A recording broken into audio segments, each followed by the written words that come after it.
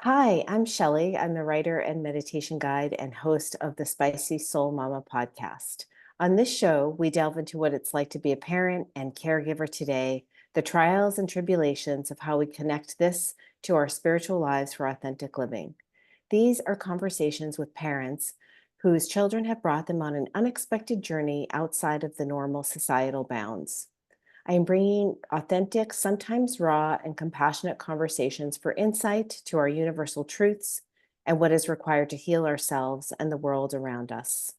In a world that feels chaotic and overwhelming, it is my hope that these conversations will spark some curiosity and plant tiny seeds of awareness so that we might all collectively learn, grow, and remember our humanity and interconnectedness. Don't forget to find me also on Spicy Soul Mama Substack to subscribe for updates. So, welcome to the Spicy Soul Mama podcast, Sydney Rainin-Smith. Thank you very much. I'm so happy to be here. Yes, thank you so much for being here. I'm thrilled to talk with you today. So, let me just give the audience a little bit of background on who you are and why we're talking today, and then we'll launch into our conversation. So everybody, listen up. Sydney Rainin-Smith has been married for 27 years and has two kids with her husband, Jonathan. She has they together have a 23-year-old daughter who is typical and a 22-year-old son who lives with Fragile X syndrome. And then professionally, Sydney Rainin-Smith has been a voiceover talent for over 25 years. She has voiced hundreds of commercials for companies such as Safeway, Macy's, and Clorox, as well as many video game characters, audiobooks, and corporate videos. And she just finished narrating an audiobook by Patty Dale Ty called Ordinary to Extraordinary: Achieving Remarkable Success Through Passion, Purpose, and Preparation. She has also been very active in raising funds for the National Fragile X Foundation. So you are a busy woman. Yeah, yes, I definitely have been in the past. I'm trying to slow down a little bit. No. That's good. It's very important. And so tell me a little bit about your family. I can't believe that I know you personally, of course, but I would love to learn, about your family and how you have, you've been married for 27 years. Tell me about your kids and what your journey has been like on this trajectory of marriage and learning about, when did you first discover and learn about Fragile X, I guess. I'm very curious about, how that all came to be. Yeah, it's an interesting journey actually. So I did not know anything about Fragile X syndrome at all. I had never even heard of it. And I went to UC San Diego. I met my husband freshman year of college. We started dating. We broke up like a year and a half into it. We were 5.5 years in. We broke up for a little while, then we got back together, um, and then we got married. And we used to live in San Francisco. Then we lived in Marin for a little while when we first gave birth to my first child, Kylie. Then we moved to the East Bay where I grew up, um, and it was so random. We had some family friends who my mom knew quite well, and she said, "Oh my gosh, these people, they've had this child. He has something called Fragile X syndrome. I've never heard of it before."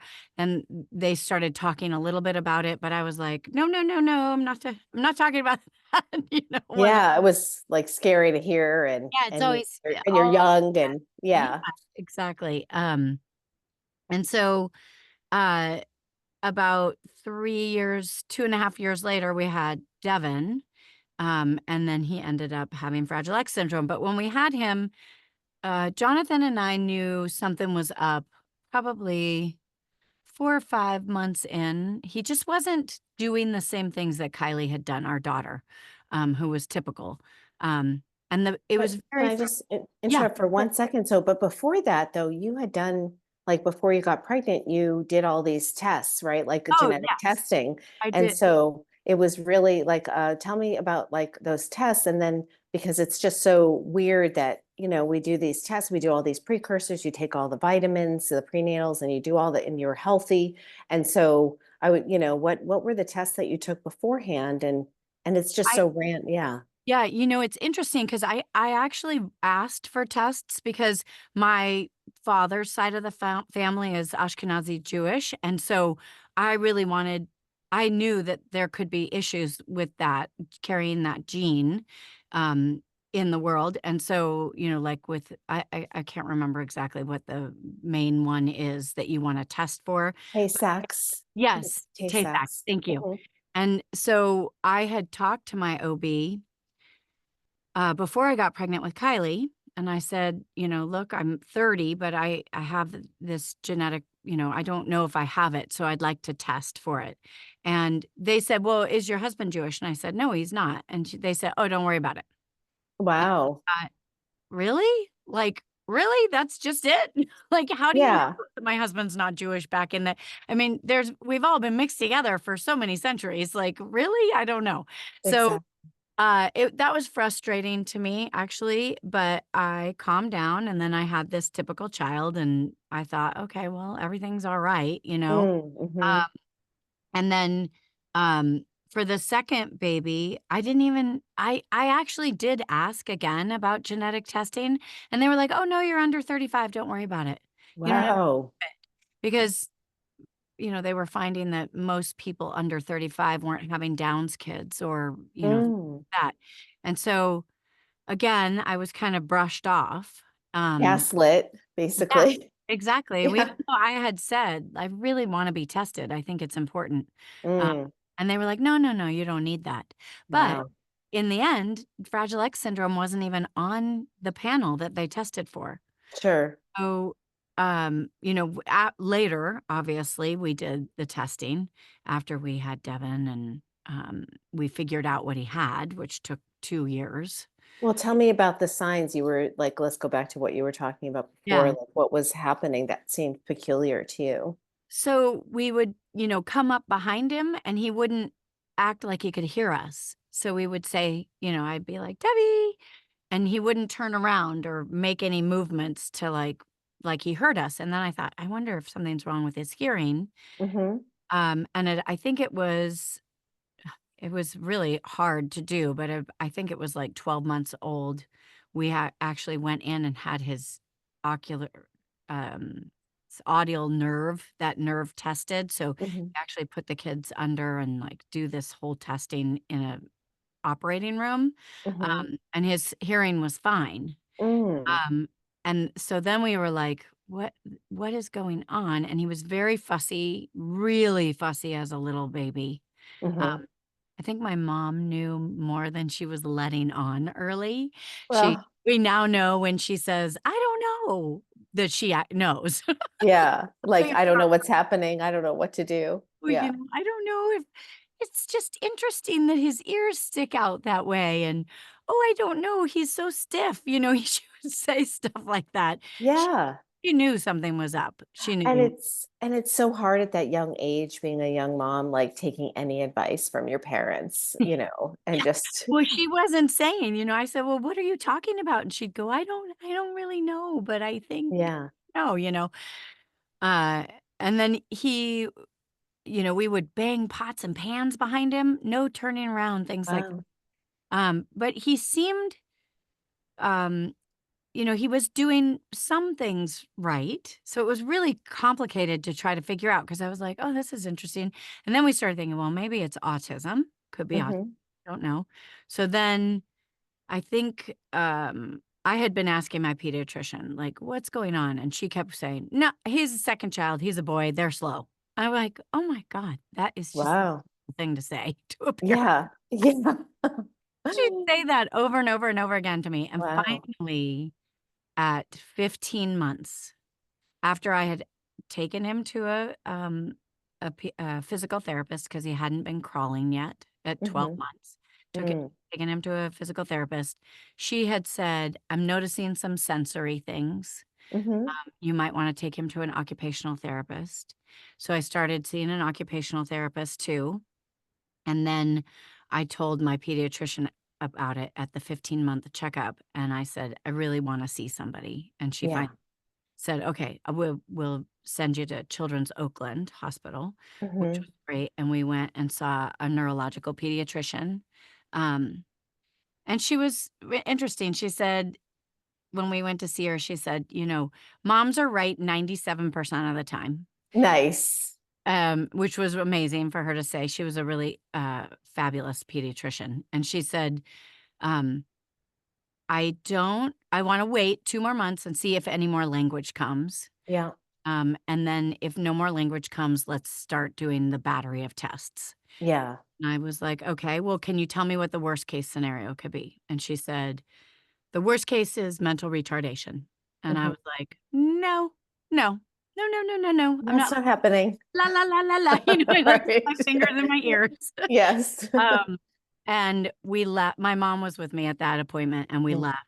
And I was like, "I'm not going back. I'm not doing it. I'm not Yeah. doing it." I was, like, in Oh, that's complete so denial. scary. It I was so mean, so upsetting. scary. Yeah, Yes.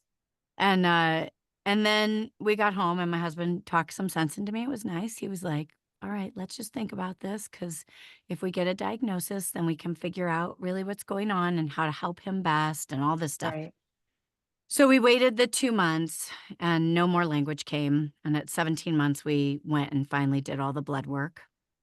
At the Mhm. time, the Fragile X syndrome test was really hard to do. I don't know why. It was brand new. 1991 was when they actually discovered Fragile X syndrome. Oh, It's wow. super new, in the world of science.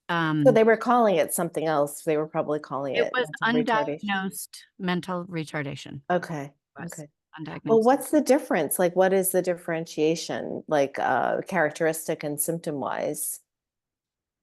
So there are a couple of different things. Like, they look basically typical, but sometimes in puberty their faces get elongated, Mhm. and they do have these kind of sticky outy ears. Mm. That's a characteristic of it as well.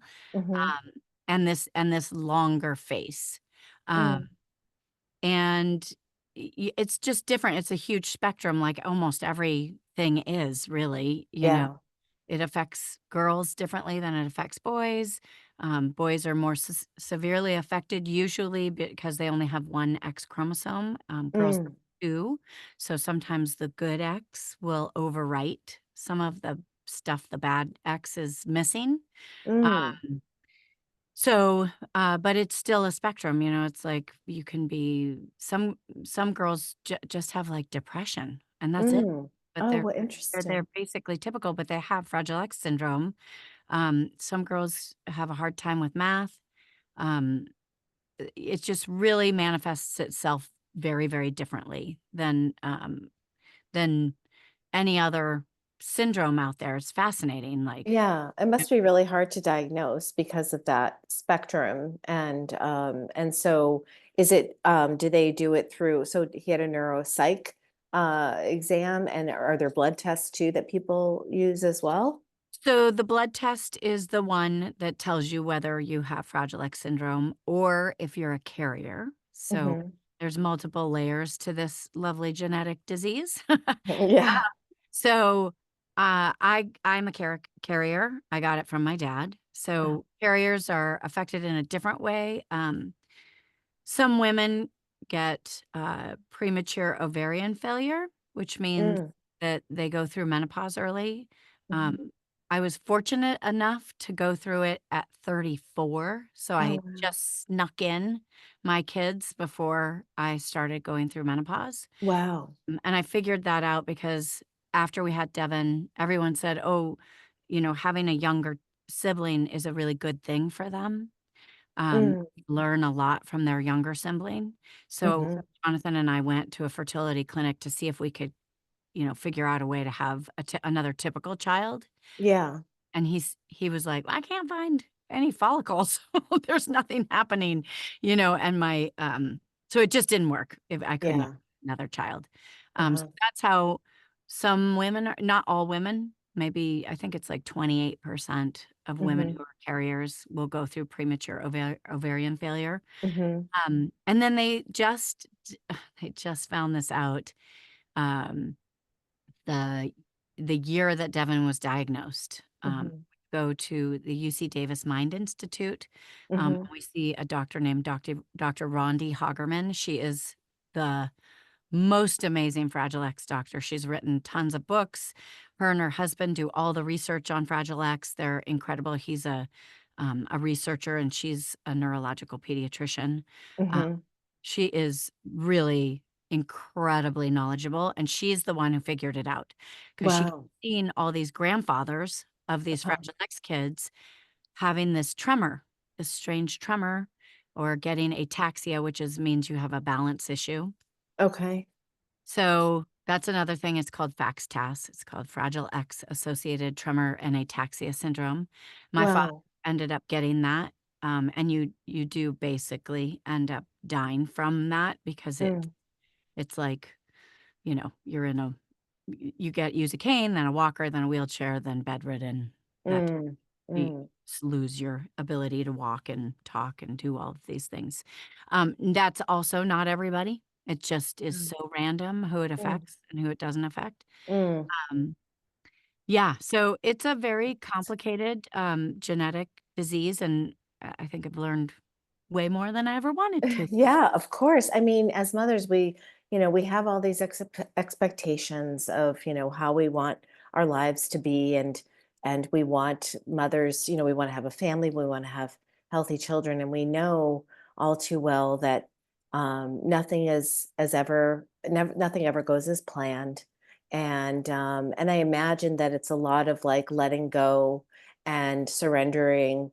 And you're obviously a very intelligent person that wants to investigate and get to the bottom of things once you got through that acceptance. And so I'm sure that it was. So when did you get to the point of like acceptance and letting go and being like, okay, this is my life now. I have to learn about this. I have to integrate this into my family. We all have to figure it out, and I'm sure that affected Kylie as well. So. Yeah, it Yeah, did. what were the tools that you were able to use for this? Yeah, it took me, a solid 2 years. So, I was at the time, I was working in San Francisco, driving in from the East Bay, to do my Macy's stuff, and I would go in multiple times a week because there was a lot of work, which was awesome, but I would cry all the way in, and then I would pop a Sudafed so that I didn't sound like I had been crying Right. all the time. Yes. Then I would work, and then I would cry all the way home. Uh-huh. Yeah, driving back, and that it was about 2 years, and about 2 years in, I was like, "Oh, okay, I'm starting to get it now. Like, this is just gonna be my life, and I'm gonna figure it out." And Yeah. I had a lot of support because my parents were lived near us, and, I think there was a lot of guilt there, which is too bad, Mm. on the side of my dad once we started learning everything, because I was like, "Look, it's just the way it is. We're just gonna deal with it. We'll just figure it out, Yeah. we're just gonna do the best that we can do." And we were fortunate enough to be able to have help, um, Mhm. and when we found, I had gotten that help early on, and it was a woman who actually did live with us and helped us with everything, Mhm. because my kids were so little and they were 16 months apart, and I didn't take any maternity leave at all. Mm. I just Mhm. kept working constantly, um, Mhm. so I needed significant amounts of help at first, Yeah. and then I figured maybe 2 years or 2.5 years, and then I would have my kids in daycare and it Right. fine. And then we found out that Devin had Fragile X syndrome, and I was like, "You know what? I think I need you to stay longer, and Yeah. we need to figure this out because I can't Mhm. just take him to daycare anymore. Right. Somebody has to be with him all the time." Mhm. So, I know that not everybody has that ability, and that makes it, significantly harder. Um, Mhm. but I think a lot of it had to do with us just talking about it all the time. Like, we Yeah. really talked a lot about it. I talked with my husband about it constantly. I talked with my family about it constantly, his family.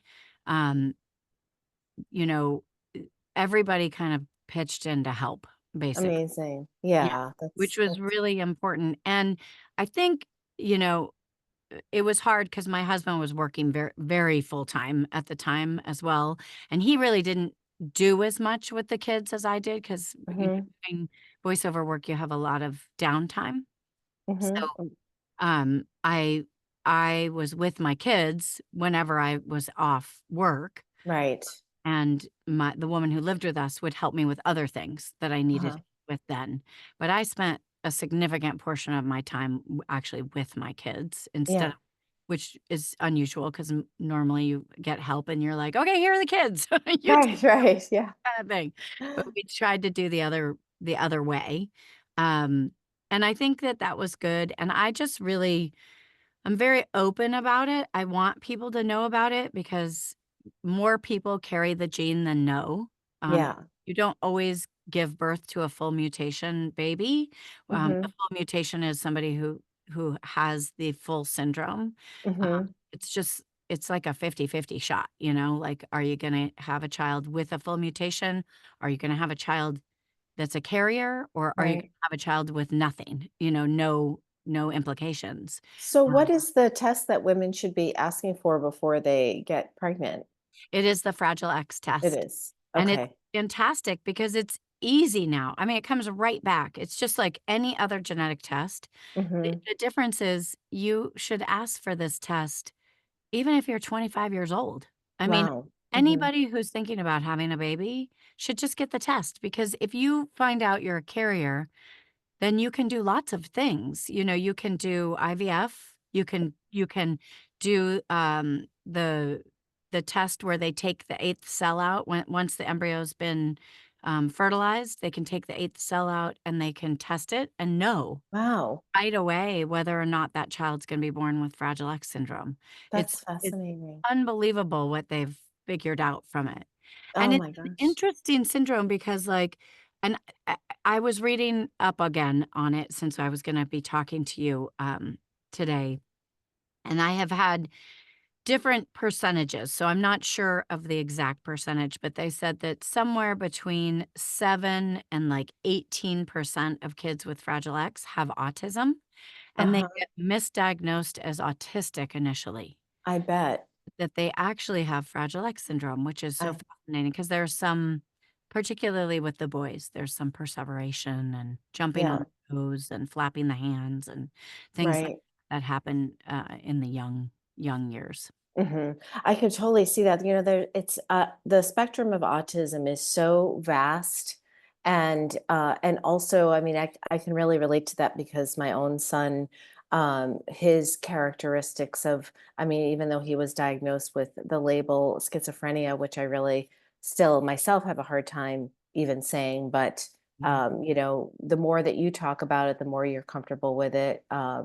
So I thank you for that, just being that kind of a role model in that sense. But also, so my son, like his characteristics are very similar to being on the spectrum, like flat affect, not able to build relationships, not showing much emotion, having being very particular about where things are and how they're laid out, knowing if somebody's in his room and has moved something on his desk, like just very very particular like characteristics. So it's just as mothers we just have to keep digging and learning and understanding, and it's also what I've learned, and I don't know if this is been part of your journey, is that you go in with a certain mindset and you have a certain result of what you want. Sometimes when the doctor isn't gaslighting, they'll give you the answer that you want.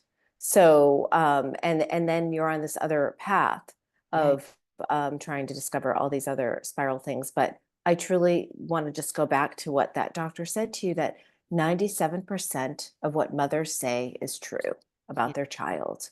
yeah, And I cannot tell you how many mothers I've talked to that have been in some kind of realm like this, where they're trying to get to the bottom of their child's challenge and they are just pushed aside and not believed and not considered part of the solution. Right. And it's not us and them, it's we are all part of the solution. And you have this amazing family that has been part of your solution and caring and loving for Devin.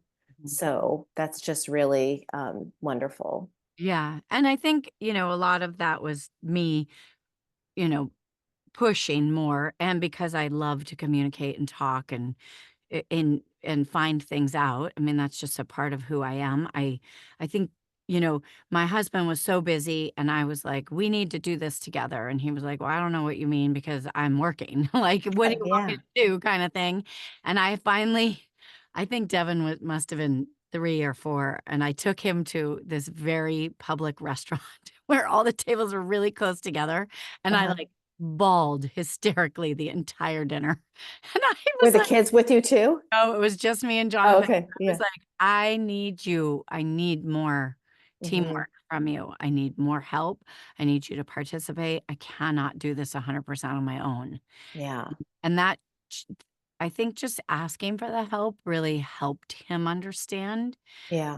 It didn't mean that he was 100% then took over everything. Right. Still was 100% of it, but he was there asking, like, "What do you need now? Like, is there something Mm, else I can help with?" And that, I think, was a really big deal, because they say it's like 85% divorce rate for people who have kids of needs. yes, yes, It's a huge number because it's so hard. It's it so hard is. because you're like, you have to completely change your mindset. There can't be any blame.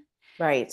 There can't be like, "It's your fault." It is my fault. I am the one who had the Fragile X gene. I know that, but Mhm. he never once was like, "It's all your fault that our kid's mentally retarded," kinda thing, but no, he's like, "This is ours. We deal with it together." And Right. that's the biggest change I think that we all had to make was, "Okay, we're gonna spend our time worrying about this and worrying about our typical kid." Like, Right. I have to say, the craziest thing about it is that they're all kind of the same. They're all hard in their Right. own way, right? Yeah, You know, yeah. you either have a typical kid who's like, "Stop talking to me because I don't wanna Right. talk to you right now," or whatever, or you have this kid that has the other needs that are difficult in another way. So, it's not like life is just, "Woohoo, a bowl of cherries," and you just run around and do whatever you want. It's always hard, right? Ever. Yeah, ever. No matter what the situation, typical, neurotypical or not neurotypical, like, Right. Worrying or about your divergent. kids and Yeah. making sure that they're gonna be okay later in life and that they'll make the right choices or have Yeah. good things or people in their lives. Yeah. They never tell you how emotionally challenging it is to be a parent. I mean, it's this weird amnesia that we get with getting pregnant and having a baby and then having giving birth and then you have this amnesia. It's the same thing. I don't want to say it's the same thing, but it's similar to getting I have I have three tattoos. It's amnesia. I remember it hurt, but I don't remember the pain. I just liked the results after. So, Exactly. but it's I think that that's and the other thing that I feel like we don't learn is how to properly communicate. And, as young people in relationships, I certainly wasn't modeled like how to, communicate very well. And when you're young and you're drinking from a fire hose, and you're trying to get everybody on the schedule and get all the things happening and running a house is really hard. Yeah, Um, and and then of course, if you have a career. And so the fact that you were able to like kind of shake Jonathan awake to be like, help me now, is really, and that he listened yeah, is just tremendous because everybody gets at different levels of denial, right? When there's a problem and different moments of grief, like there's this ambiguous grief that I'm sure followed you and maybe still does follow you both throughout, your relationship. But, are there any, how did you guys get through that tough time of like when you woke him up, was it like was it denial for him at any level? And how did he come to terms with that too? And how did you come to terms with it together? Because you were already far along in your acceptance journey. Maybe he wasn't. Yeah, I don't think he was because I really kind of just I mean, I think it was also guilt on my part because I knew it had come from me, so I was like, "Okay, I have to deal with it. I have to do it all, you know. I have to figure it out and take him to all of his appointments and try to get him crawling and then walking and then speaking and, all the OT stuff. We did brushing. I mean, I did so many. It was so much work. Um, Yeah.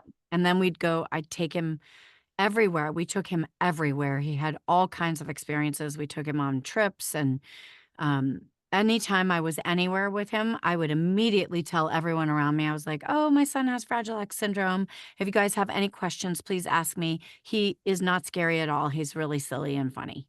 So Yeah. it's just, and I always wanted to put people at ease.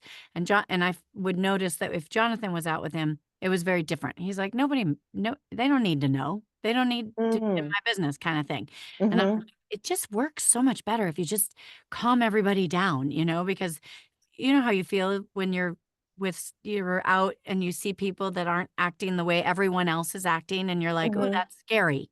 You know, Right. initial feeling is like, "That's so scary." And I'm like, "No, it's not scary actually." And if you just tell people about it and then they can ask questions because you've been open enough to, like, allow it in, but you know, I think with Jonathan, it's just it was a different experience for him, Yeah.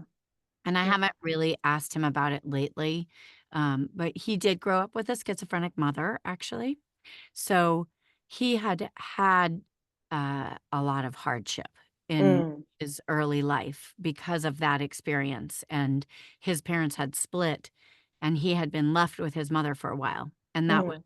really hard and really Mm. challenging, Mhm. and he came out of that amazingly well balanced, which I Mhm.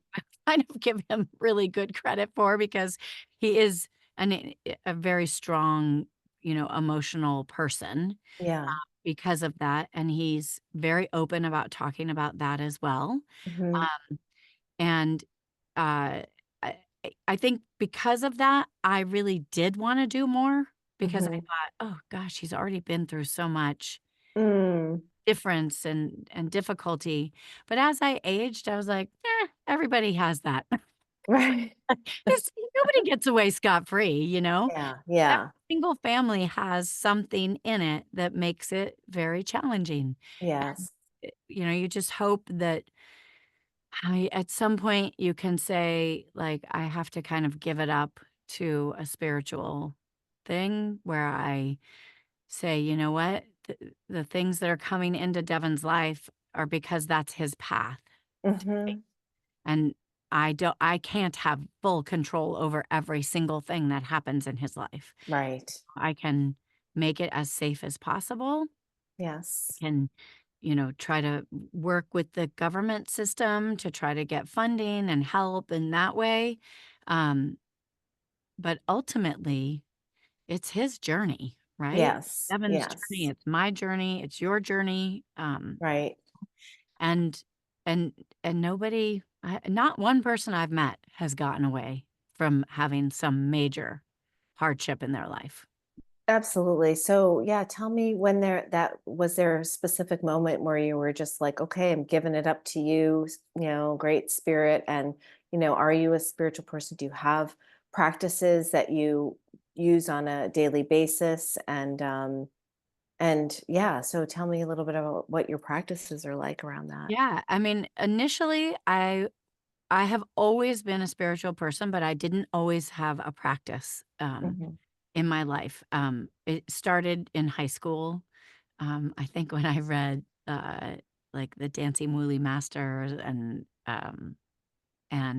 what's the other book? Way of the Peaceful Warrior. Those 2 books Mhm. really had an impact on me. Mhm. Um, and then later in my life, after I had had Devon, I started seeing a woman because I had so many back problems because I had my kids so close together. My joints never went back into place properly. I always had that Oh, relaxin in my system. Um, yeah.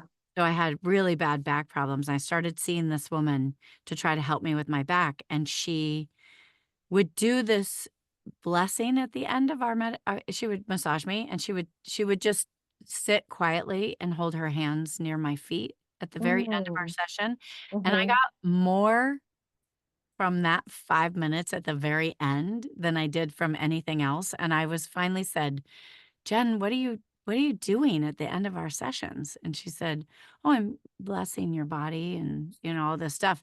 And it Mm, was amazing.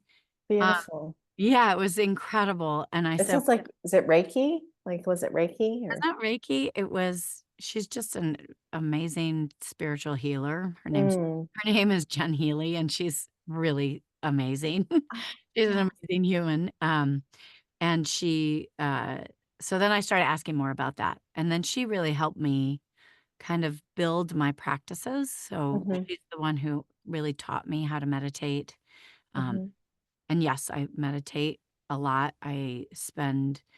Um I've gone to Deepak Chopra events, I listen to Gabrielle Bernstein, mm, um, I have lots of different things that I do, on a daily basis. I did just have a revelation last year, um, where I just really chose to calm down.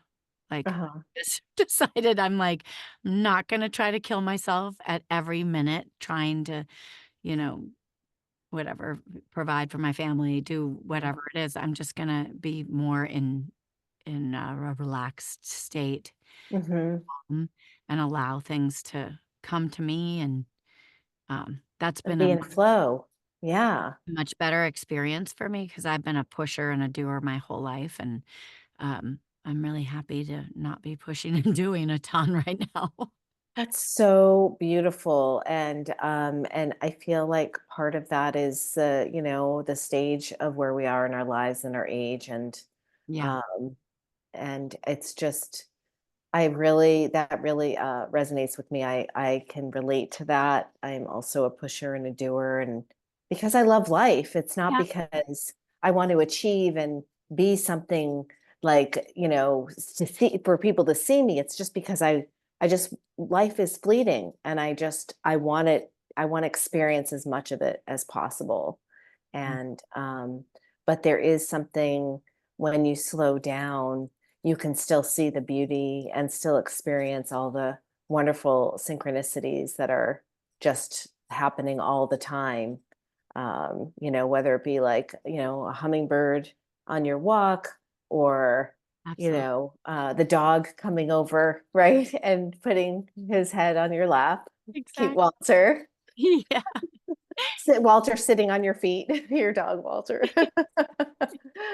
And just like, it's just that's really important, and it's such a practice because surrendering is something you have to do all the time. Yeah. And I think we've lucked I always say it's luck, but it's really I think the way that we put ourselves and Devin out into the world. Devin is um he is a very happy person. Yes. Mm. I mean, that's not to say that he doesn't have tantrums. He's 22 and like 6 feet now, and he's giant. So it's all very different now, the way we handle him. Um, Hmm. but we've had some really incredible people come into our lives.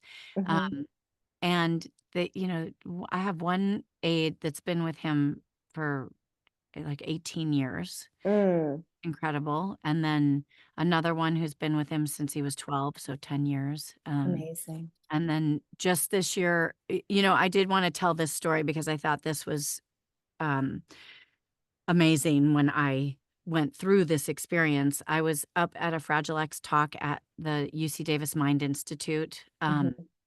'Cause I used to go to everything. Every single thing where I could learn more about Fragile X, I did it. And Hmm. I was up there, and this man was 60 years old, and he was there, and we were chatting out in the hallway beforehand, and I said, "Oh, what's your do you have a family member with Fragile X syndrome?" Because you could tell he was a normal guy and typical. And he said, "Yeah, I have a 65-year-old brother, and I Mhm. had a 55-year-old brother, both with Fragile X syndrome." And his Wow. 65-year-old brother, I mean, this was when I was 32 or 33 years old, something like that. It was 20 years ago. And he said, his 65-year-old brother had been a very serious behavior issue. And so he had actually ended up being moved out of the home at 12 years old because the Mm, mother could not deal with it. He was being really aggressive. And so he said, "My 65-year-old brother is thriving. He has his own community. He's lived outside of our home for since he was 12. He has this beautiful life, and it's mm. wonderful." And his 55-year-old brother died the same year his mother died because he Wow. lived at home with his mother the entire time, and she was it. He was a sweet, calm, Fragile X boy, and she didn't make him leave the home to go Mhm. have an independent life. Mm. And he said, so I said, "Well, I don't know. I think maybe you're like a little angel that came down to tell me this story so that because Devin was little at the time. Yeah, We were yeah. I mean, 3. And he said, wow. really important for you to remember that it's okay for them to have an independent life." Yeah. Oh my gosh. I mean, that's tremendous. I have goosebumps. That's like such a seed that was just planted. Like he knew he was supposed to tell you that story. Yeah. Yeah, it was incredible. And so we signed up for the group homes in our area when Mhm. he turned 18. I was like, "We're just gonna sign him up and see what happens." Yeah.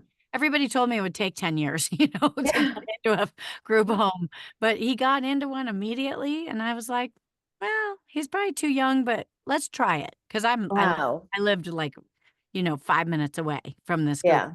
So, I mean, how perfect is that too? I it was mean, amazing, that's and it was also a really good learning experience because it wasn't the right fit. Like, the 3 ah. were higher functioning, and they Mhm. couldn't handle Devon's high energy, and so I was like, "Okay, well, that didn't work. That's okay.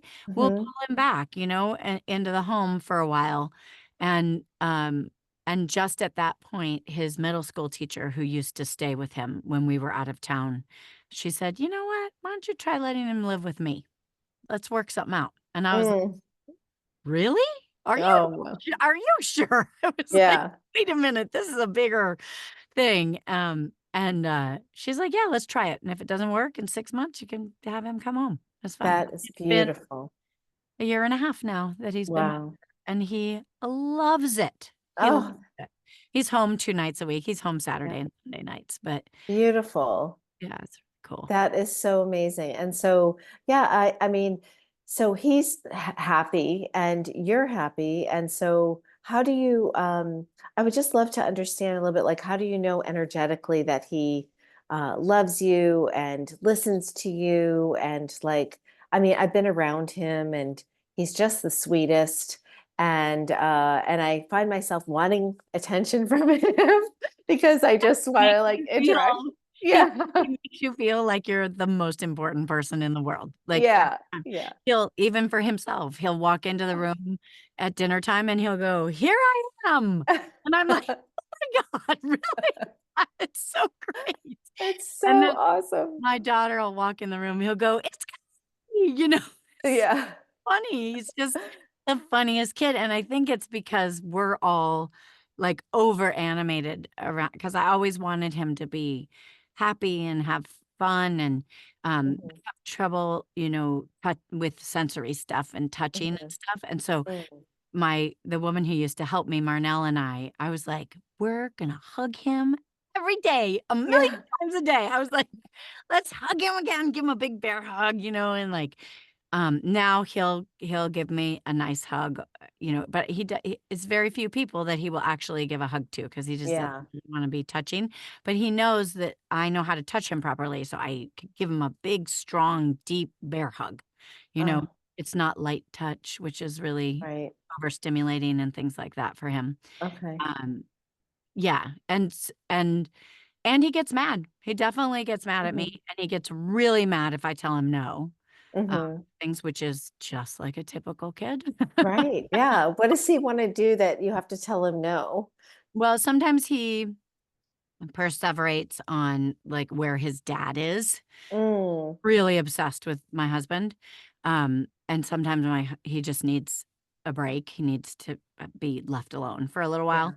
and so I'll be like, "Devin, no, you can't go in there," and then he gets you could tell he's getting frustrated. I'm like, "You need to listen to instructions, and if you need to take some time to be quiet in your room by yourself, that's fine, or we can take some deep breaths together." We do a lot of deep breathing. We Oh, taught him that's that great. very early in life because I was Uh-huh. like, I can and he can't say, like, "I'm mad," or "I'm angry," or "This Mhm. is making me mad."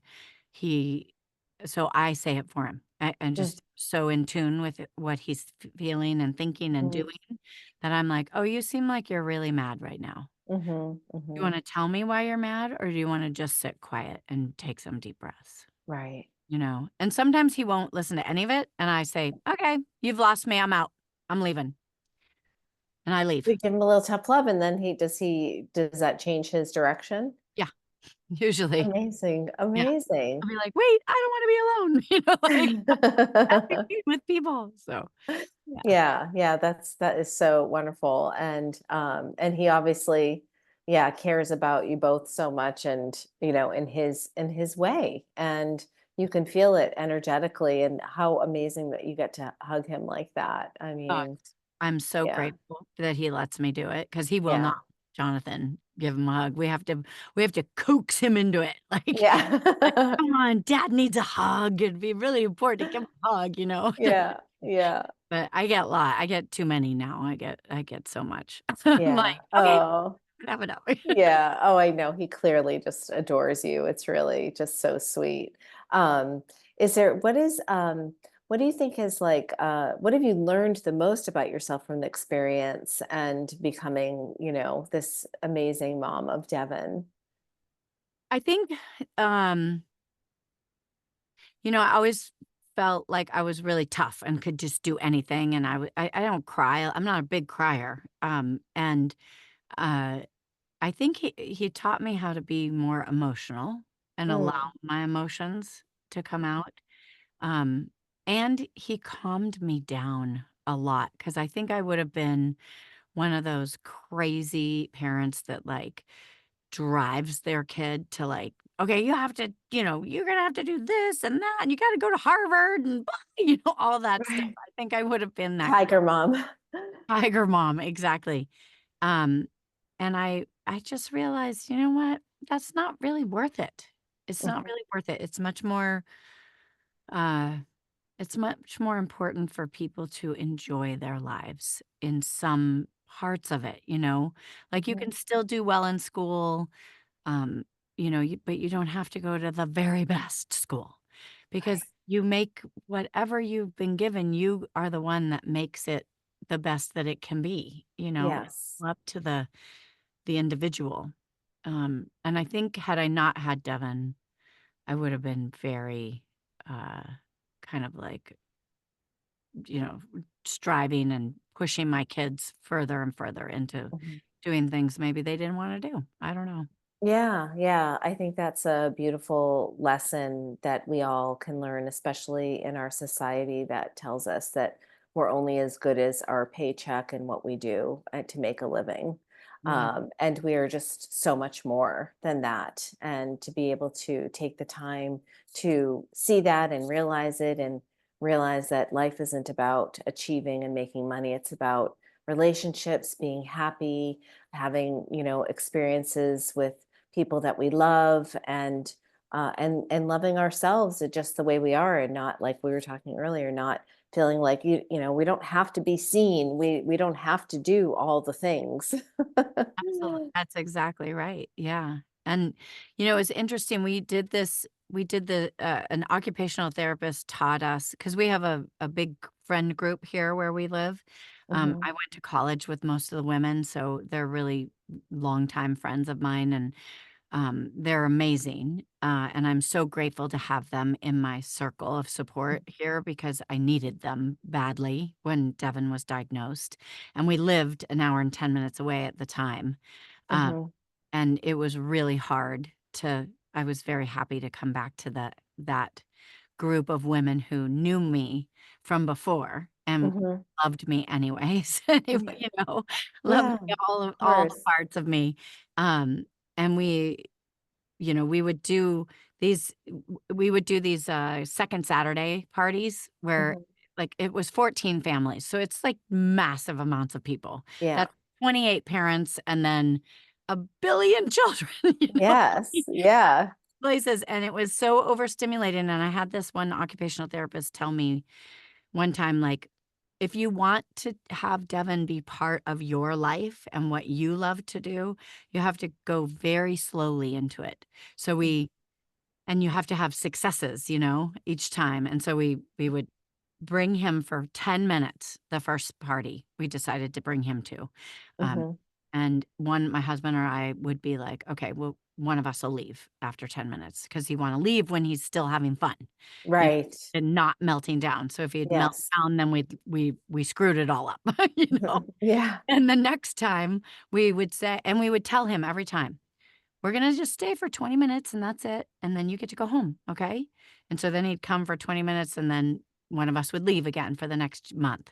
And it took about a year and a half.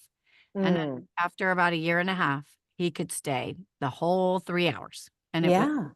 great because he was such a good influence on the other kids too. And to see all of us and all the parents accepting Devin for Mhm. who he is and seeing him be difficult, and Mhm. all of that, they it just was I think it was a really important lesson for everybody involved, and Yes. we were also able to keep all of our relationships, which is so Yeah. important too.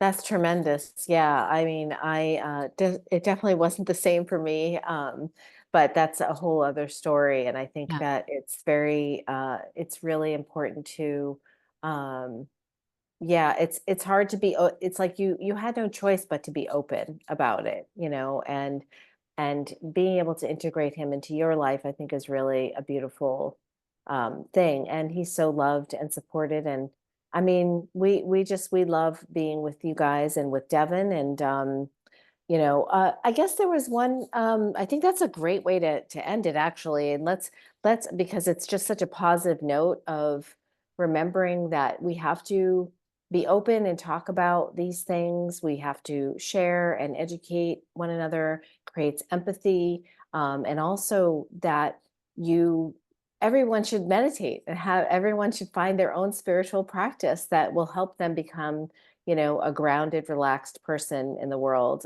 because we all need to just chill out and connect to one another. kind to each other. I mean, being kind is like it gives you so much more pleasure. Yeah. They Yes. say. Yeah. I mean, sometimes I love going out and just talking to strangers, frankly, because I'm not expecting anything from them. They're not expecting anything from me. We're just sharing the experience together and we can say goodbye. Yeah, I love it. It's very uplifting to sometimes when for me when I'm down, I'll just go out into the world and change my attitude and go talk to people at the museum or at the vintage art mart Oh, I thing. love it. So I love it. Yeah. that's my little like tip for mood changing if I'm not meditating. I always So go for a hike. I'm like, yeah. "Okay, it's time for getting out in nature. I gotta get out here." Oh, nature is tremendous. Yeah, very important. So great. So I also want to leave with, all moms who are about to get pregnant or want to get pregnant, go get your genetic testing done and push it until you do. Yes, And know your family's history, genetic history, yes. and And it's not I just wanna say one really quick thing, if you don't mind, yeah, of course. because my we never had any idea it was in our family, but after Devin was born, my dad was like, "Oh, that's so weird. My mom's sisters both had kids with issues. One Mm, one they thought was undiagnosed mental retardation, but he lived independently. He died young, but he did live independently, so he wasn't super terribly affected. And then the other one they thought had scarlet fever when she was young, so that's what Mhm. they thought but now we know they were both Fragile X kids. Wow, that's Yeah. tremendous. That's Yeah. huge. So Yeah. it's not just your parents, but, like, the broad family. Yeah, okay, that's very important. And then the other lesson that I've learned today is make like get your kid to no matter what the challenges are, they need to have their own lives and their own journey. Yes. Whatever, and not be not stay at home, not stay living at home, really. Yeah. Um, And so however that looks with there's a lot of support, particularly in California. I mean, if, people want more information, I'm happy to share more too. If you hear from any listeners that want more information, I'm happy to give more okay, information. thank you. Yeah, we'll list your website in the chat, in the show notes, and then also people can go to is it nationalfragileXsyndrome.com? It is, fragilex.org is Oh, the fresh. name. Yeah, fragilex.org. Yeah, Okay, that's a good great. one to go to. Okay, wonderful. Yeah, thank you so much for coming on the show, Sydney. It was so wonderful to talk to you. Thank you so much, Shelley. It was really fun. I'm glad we got to chance to do it.